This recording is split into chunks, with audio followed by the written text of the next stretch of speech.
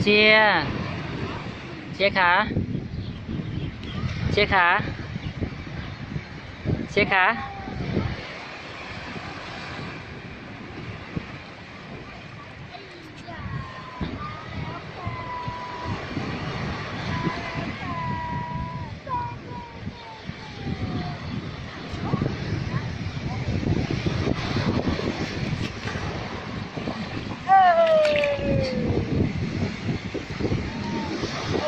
ดูไหมดูไหม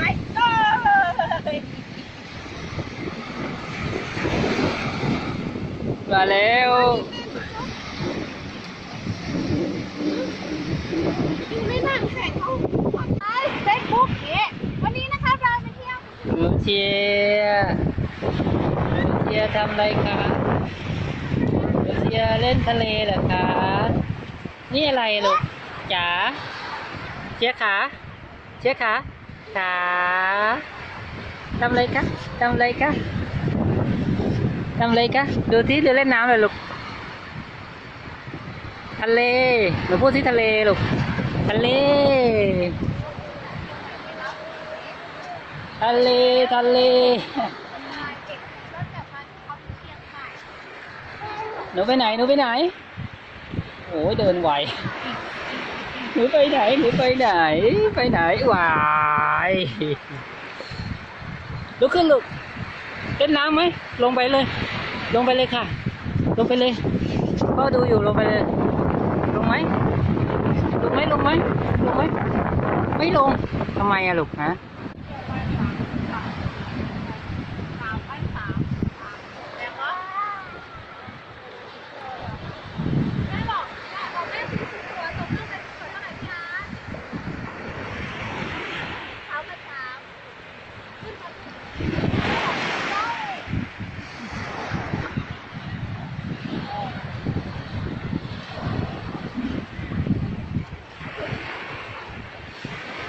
หนูทำอะไรคะหนูเชียร์หนูได้อะไรคะทำอะไรลูกทำอะไรคะทำอะไรอ่ะไหวเช็ดแม่ระวังเช็ด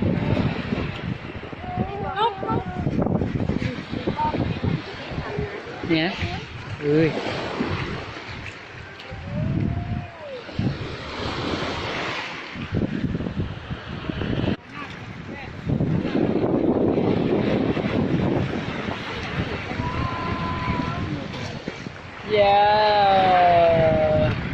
มาแล้วมาแล้ว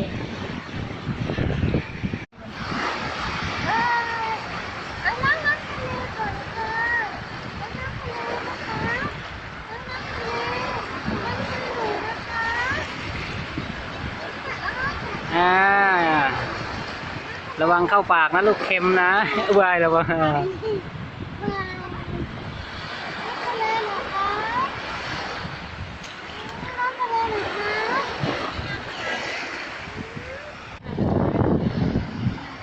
พี่แชมป์ไปเล่นกับน้องเชียร์ป่ะเร็วๆพี่แชมป์ไปเล่นกับหนูเชียร์เร็ว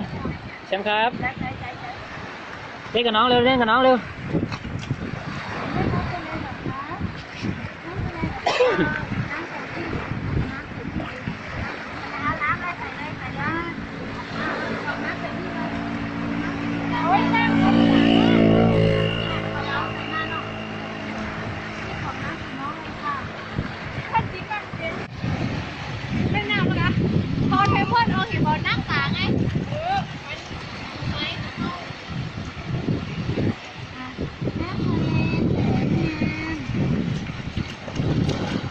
หวาย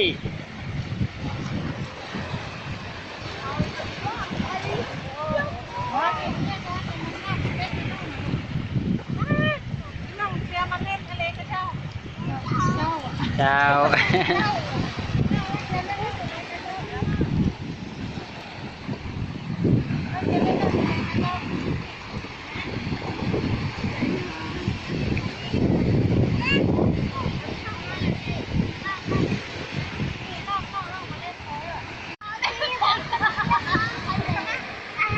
อธิบายให้พ่อฟังหน่อยทำอะไรครับ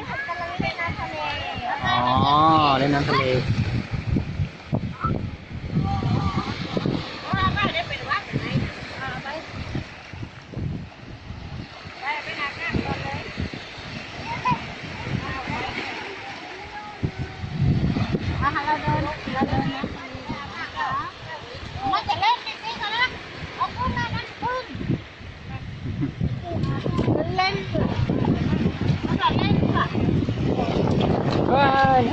เต็มหน้า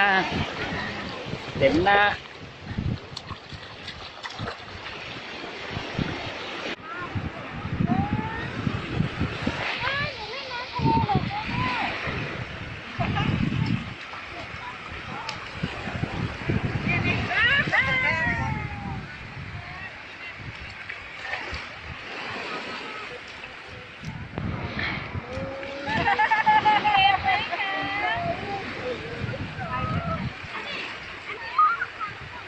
อ๋อกล้าเล่นแล้วตอนนี้ไม่กลัวแล้ว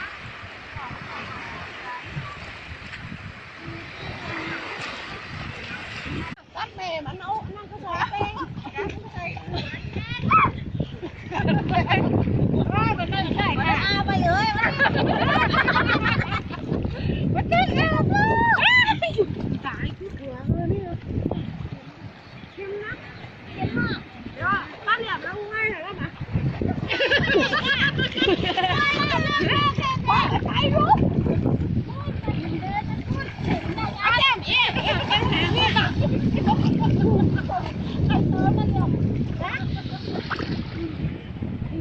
พี่แจมว่ายน้ำโชว์พ่อหน่อยเร็วว่ายน้ำโชว์พ่อหน่อยเร็วเว้ยว้ายโอ้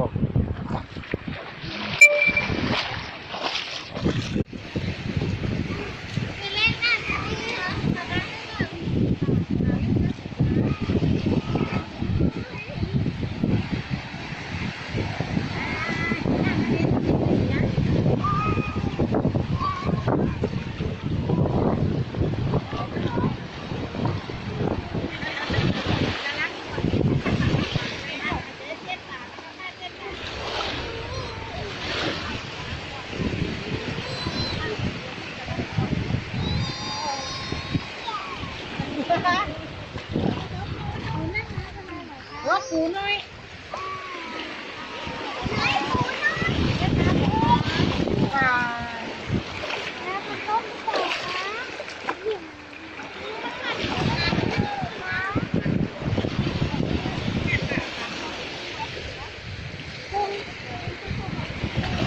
ทะเล